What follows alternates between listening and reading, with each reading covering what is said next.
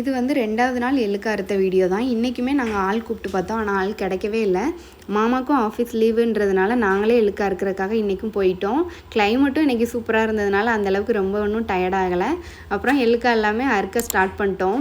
இந்த எள்ளுக்காய் செடியில் வந்து இந்த மாதிரி கையை வச்சு பிடிச்சோன்னா 7 காய் இருந்துச்சுன்னா எள் வந்து நல்லா விளைஞ்சி வந்திருக்கு அப்படின்னு அர்த்தம்னு சொல்லிட்டு எங்கள் பாட்டி சொன்னாங்க. அதை வந்து எங்கள் மாமா கிட்ட எக்ஸ்பிளைன் பண்ணிகிட்டு இருந்தேன். அந்த மாதிரி நல்லா தான் விளைஞ்சிருக்கு. ஆனால் நம்ம விதைச்ச உடனே நல்லா கரெக்டான ஸ்டேஜில் மழை இருந்துச்சுன்னா நம்ம போட்ட எல்லாமே நல்லா முளைச்சிருந்துருக்கும், நம்மளுக்கு நிறையாவும் லாபம் வந்திருக்கும். ஆனால் இது வந்து மழை கரெக்டான டைமில் இல்லைன்றதுனால பாதி செடிகள் வந்து முளைக்கவே இல்லை, அங்கங்கே கலக்க தான் முளைச்சிருந்துச்சி.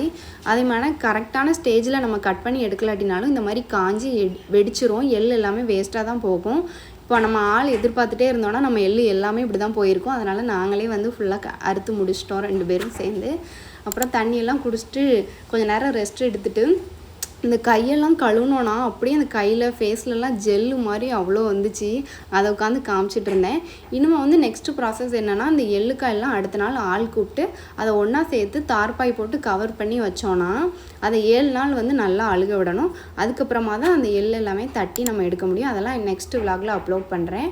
அடுத்து போகிற வழியில் வந்து பனங்கற்கண்டும் வீட்டுக்கு வாங்கிட்டு அதுக்கப்புறம் அந்த கடையில் வந்து பதநீர் நல்லாயிருக்கும், அதனால் அதையும் வாங்கி குடிச்சிட்டு வீட்டுக்கு கிளம்பிட்டோம். இந்த வீடியோ பிடிச்சிருந்தா ஒரு லைக் பண்ணுங்கள், மறக்காமல் நம்மளோட சேனலை சப்ஸ்கிரைப் பண்ணி வச்சுக்கோங்க. நெக்ஸ்ட் விலாகில் பார்க்கலாம்.